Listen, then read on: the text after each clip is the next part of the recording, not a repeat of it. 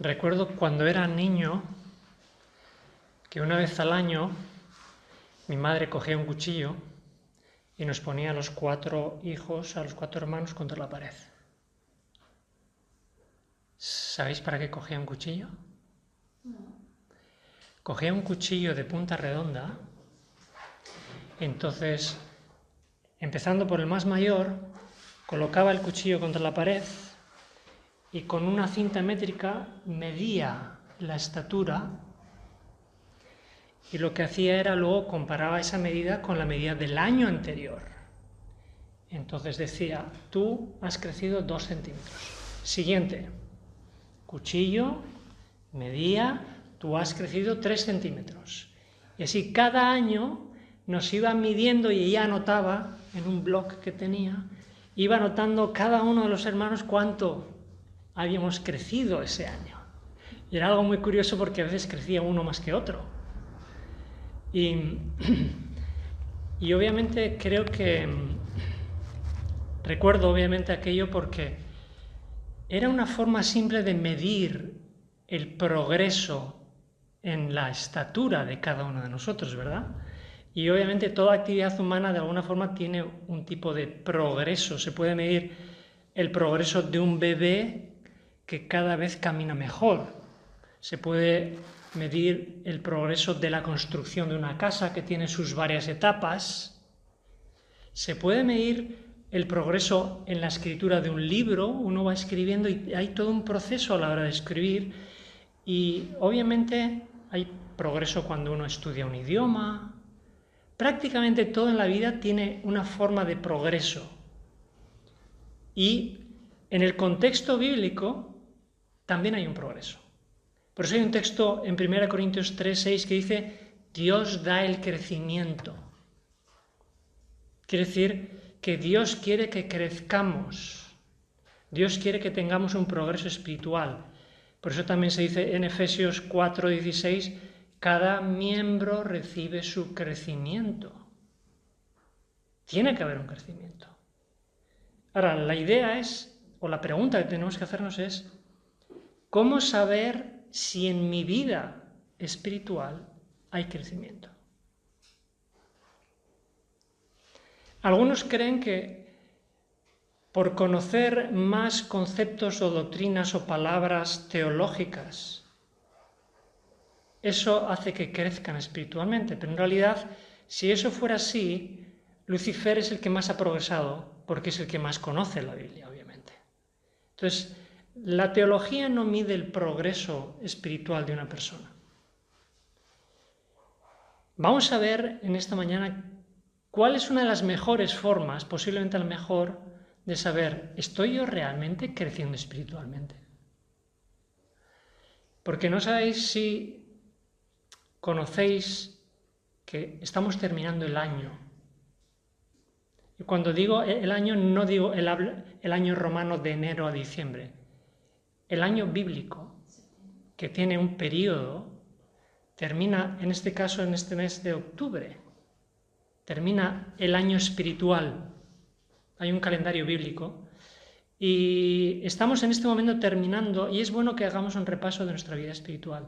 ¿Hemos progresado en el último año? Si yo os preguntara, sin que respondáis, a cada uno de vosotros, ¿tú podrías decir de alguna forma concreta, específica, que mi vida ha progresado espiritualmente? ¿Tendríamos la seguridad de poder aseverarlo? Entonces vamos a ver si hemos progresado. Y la primera referencia que yo tomo para saber una de las mejores formas, quizás la mejor, si nos vamos al libro de Lucas, vamos a encontrar un texto que a veces pasa desapercibido. Y en Lucas capítulo 2, fijaros lo que va a decir, el versículo 52 dice, Jesús crecía en sabiduría y estatura. Así que de la misma forma que era obvio que Jesús crecía físicamente, La palabra de Dios nos dice que Jesús crecía en sabiduría. Y la pregunta que surge es, ¿por qué el escritor de este libro, de este Evangelio, dice que Jesús crecía en sabiduría? ¿Cómo podía saber él eso? Si nos vamos unos versículos antes, observar lo que dice el versículo 47. Y todos los que le oían se maravillaban de su inteligencia y sus respuestas. Y después dice que Jesús crecía en sabiduría. ¿Cómo está diciendo aquí el evangelista que se podía saber que Jesús crecía en sabiduría? Por lo que hablaba, por lo que compartía, podían saber que Jesús estaba creciendo en sabiduría.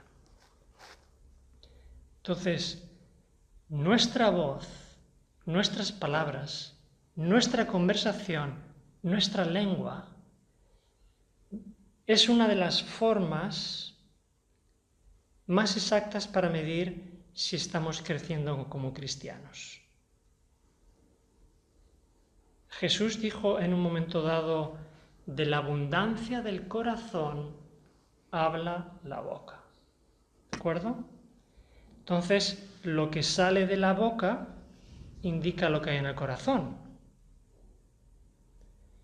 Muy bien, entonces, si observamos en la Biblia, cada vez que en la Biblia una persona es llena del Espíritu Santo, inmediatamente hay una expresión a través de su boca de algo que da evidencia que ha sido llenado por el Espíritu.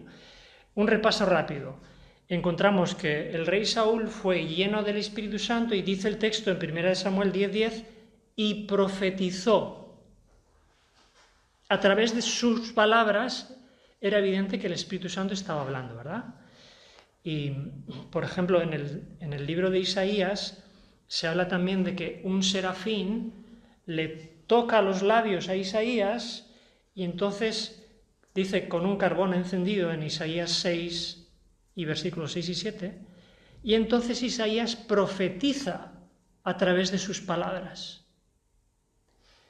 Y luego tenemos en el Pentecostés que cuando reciben el Espíritu Santo, los apóstoles y el resto hasta 120, dice que hablaban con valor la palabra de Dios. Y por último, Cornelio. Reciben el Espíritu Santo Cornelio y los que estaban con él, y dice el texto en Hechos 10:46, hablaban en lenguas y magnificaban a Dios. Así que cada vez que el Espíritu Santo llena o toca a una persona, es a través de lo que uno dice que se puede confirmar que esa persona está inspirada por Dios y creciendo también, ¿no? Luego incluso también encontramos otro caso, el de los 12 hombres de Éfeso, que Pablo bautizó, les impuso las manos y dice que vino sobre ellos el Espíritu Santo y dice, y hablaban en lenguas y profetizaban. Entonces, la inspiración de Dios sobre un ser humano tiene una relación directa sobre lo que nosotros hablamos. Es una medida que podemos tomar para saber si realmente estamos progresando espiritualmente. Si mis palabras y mi conversación son útiles para los demás, entonces Dios de alguna forma está trabajando en mí. Si no son útiles, o cada vez tengo más genio, o cada vez pierdo más mi paciencia, o cualquier otra cosa que no sea edificante, no estoy progresando espiritualmente. Lo que sale por nuestra boca es una de las mejores formas de medir si realmente estamos avanzando o no estamos avanzando. Cuando nosotros no hablamos o conversamos de cosas inspiradas, dice la Biblia que entristecemos al Espíritu Santo. ¿Sabéis eso? Dice, la palabra de Dios dice que cuando nosotros lo que hablamos o conversamos no es edificante, no está inspirado, dice que entristecemos al Espíritu Santo. Dice, el texto concretamente dice, no entristezcáis al Espíritu Santo, Efesios 4:30. Entonces, ¿cuántas veces a lo largo de este año yo he podido entristecer al Espíritu Santo? Y entristecer al Espíritu Santo, el texto justo, el versículo antes de ese de Efesios 4:30 dice, ninguna palabra corrompida salga de tu boca, porque si no vas a entristecer al Espíritu Santo. He ido a buscar la definición de esa palabra, corrompida. Y dice podrida, palabra podrida, que no vale nada. A veces los seres humanos decimos cosas podridas, que no edifican, y el Espíritu Santo se entristece. El mismo apóstol Pablo va a decir de algunos, cuando escribe a los Corintios, en la primera carta del capítulo 15, les dice que hay algunos que pecan con la boca porque no conocen a Dios. Esto es serio, ¿eh? Si yo peco con la boca, la palabra de Dios dice que yo no conozco a Dios. ¿Quiénes fueron los que posiblemente más pecaron con su boca mientras Jesús vivió? Posiblemente los fariseos. Yo estoy repasando especialmente el capítulo 12 de Mateo, donde 4 veces diferentes los fariseos van detrás de Jesús a encontrar un error, a acusarle de algo o a decirle algo malo. Y en ese capítulo 12 quiero leer 2 versículos, 3, del 35 al 37. Fijaros lo que dice a los fariseos, que no controlaban su boca, que no estaban progresando espiritualmente. Les va a decir, empezando por el versículo 35, el hombre bueno del buen tesoro del corazón saca buenas cosas, y el hombre malo del mal tesoro saca malas cosas. Pero yo os digo que de toda palabra ociosa que los hombres hablen, de ella darán cuenta en el día del juicio.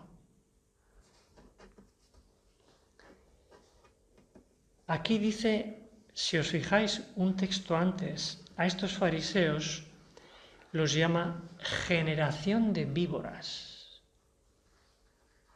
porque solo que hablaban cosas malas, solo que estaban detrás de Jesús a ver dónde le pillaban el error, buscando a ver el punto y la coma, algo que pudieran acusarle.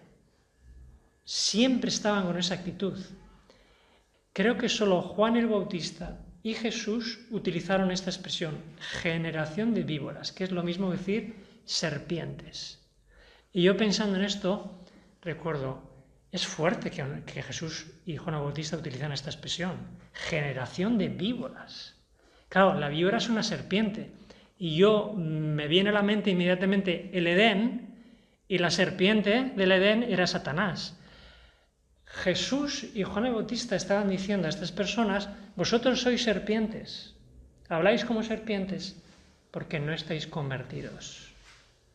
Sois hombres malos, que habláis como serpientes. No hay ningún progreso espiritual. Ser serpiente, hablar lo malo, no dominar la conversación, las palabras, en alguna forma estamos repitiendo un poco esto que está diciendo aquí Jesús.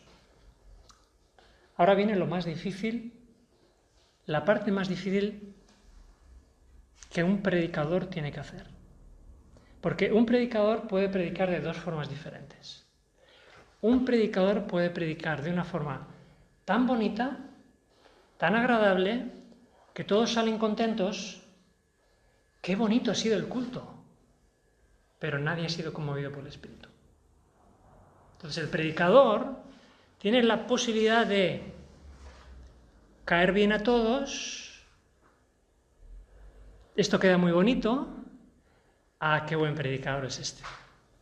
O el predicador puede ser más específico para lo que se está predicando, se aplique a cada uno de los que estamos aquí.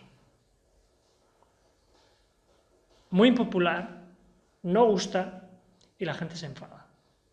Pero la necesidad espiritual no es dejar contentos a los miembros. La necesidad espiritual es que el Espíritu nos sacuda hasta el polvo. Yo prefiero la segunda. Y si me permitís un poco de confianza, yo ahora voy a aplicar la segunda, ¿de acuerdo? ¿Hay algún progreso espiritual en vuestra vida? Porque por vuestras palabras, por vuestras conversaciones, por lo que decís aquí y fuera de aquí, Dios mide lo que está ocurriendo en vuestras vidas según acabamos de ver. Me vais a permitir un poco más. ¿Soy yo todavía una serpiente? ¿O soy realmente un cristiano? Soy de los que aquí Jesús dice hombres buenos y hombres malos. Y pensando en estas palabras de Jesús, claro, yo me he acordado cuando Jesús se encuentra con el joven rico va donde él y le dice, Maestro bueno, ¿qué haré para heredar la vida eterna? Y Jesús le dice, no hay nadie bueno, el único bueno es el Padre. Pero aquí Jesús dice, hay hombres buenos y hay hombres malos. ¿Por qué primero dice que solo Dios es bueno y aquí dice, hay buenos y hay malos? Porque cuando Dios convierte el corazón de una persona, lo convierte en bueno, porque lo que Dios hace en él, lo hace él a través de esa persona. Dios convierte a las personas en buenas personas. No porque ellas sean buenas por naturaleza, es porque el Espíritu Santo las transforma en buenas. Mi madre nos medía a nosotros cada año y comprobaba si había algún progreso. Y la pregunta ahora es, ¿y cómo nos medimos aquí cada uno de nosotros? ¿Cómo sabemos si estamos progresando o no? En este texto que acabamos de leer antes, Jesús les dice, por tus palabras serás justificado y por tus palabras serás condenado. O sea que depende de lo que nosotros hablemos, dice la Biblia, que es lo que sale del corazón, Dios nos va a medir con una medida el día que nos toque estar delante de Él, ante el juicio, Dios nos va a medir. De hecho, yo diría, Dios nos está midiendo ahora mismo.